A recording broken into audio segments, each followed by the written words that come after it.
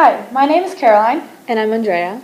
and today we will be talking about the positive psychology of disability and rehabilitation.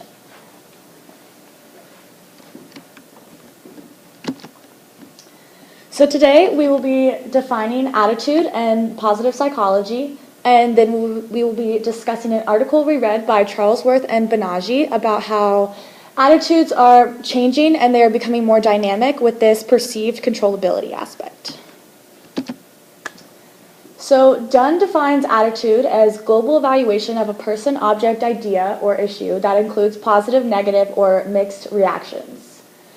While positive psychology is defined as being applied to human strengths to help maintain healthy, positive outlooks on behaviors and psychosocial needs. So while looking at this article that we read, they became the results of how attitudes were becoming more neutral towards topics such as sexual orientation, race, skin tone, compared to the attitudes which are still more negative when it comes to weight and more controllable factors. And people have learned and adapted from their circumstances that have shaped future behavior. And from prior videos, we can recall that information is the reduction of uncertainty.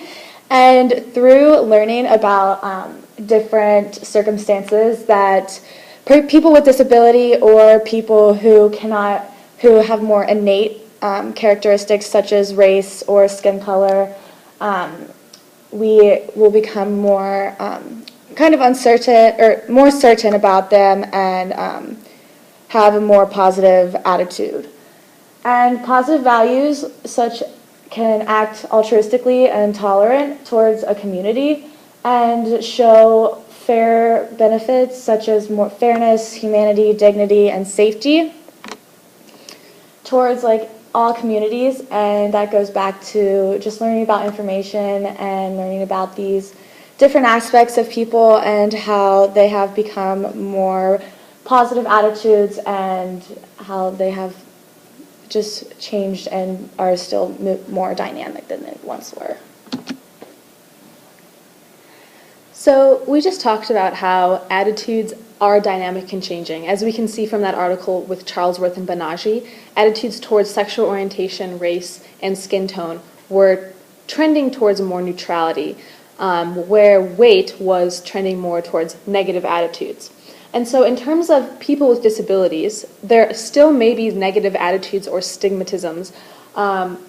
For example, aversive disableism is an unintentional and unrecognized biases that are enacted towards people with disabilities. So there are some innate or sometimes implicit attitudes that may occur towards people with disabilities. However, when considering other information such as person-environment relationships, as Lewin describes, this is where we consider behavior as a function of the person's perceived environment. And so this is kind of including the internal as well as external characteristics that a person kind of combines for their behavior. And so by incorporating these ideas, we can perhaps move towards a more positive attitude towards those with disabilities.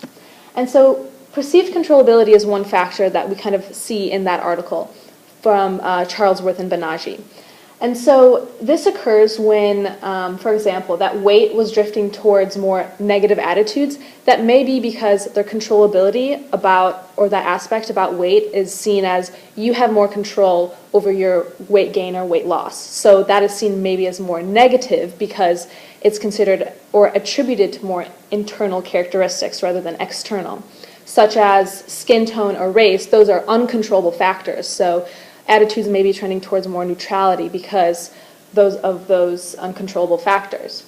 But the fundamental attribution error is something that occurs when one overemphasizes the internal characteristics over external circumstances. And so that occurs sometimes with people with disabilities or even in the case of weight, as this article had suggested.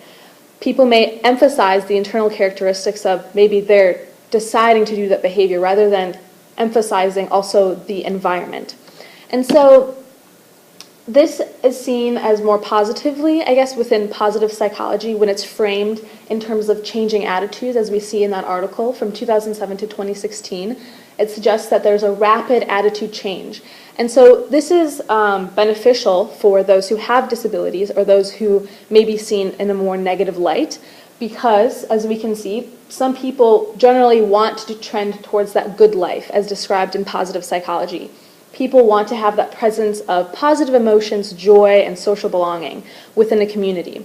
And so by connecting positive psychology and understanding that maybe people do want to have those positive feelings in their life, we can begin to spread information about internal characteristics as not being the sole source of behavior, but rather external circumstances as well are important factors in the person-environment relationship I had discussed.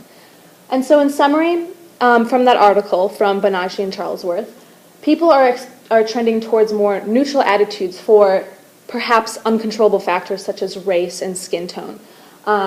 And this may be explained through more positive values and wanting to increase that feeling of social belonging.